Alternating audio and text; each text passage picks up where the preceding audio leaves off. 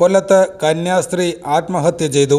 നഗരത്തിലുള്ള ആരാധനാ മഠത്തിൽ തൂങ്ങി മരിക്കുകയായിരുന്നു. തമിഴ്നാട് മധുര സ്വദേശിനി മേരി സ്കോളാസ്റ്റിക്കയാണ് മരിച്ചത്. ആത്മഹത്യാക്കുറിപ്പ് കണ്ടെടുത്തിട്ടുണ്ട്.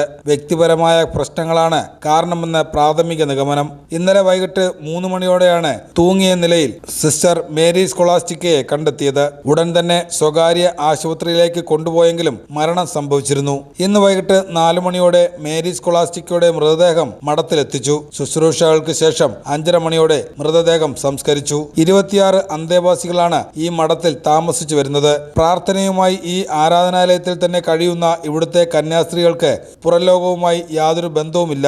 2 വർഷം മുമ്പാണ് സിസ്റ്റർ മേരി സ്കോളാസ്റ്റിക്ക കൊല്ലത്തെ മഠത്തിലെത്തിയത്.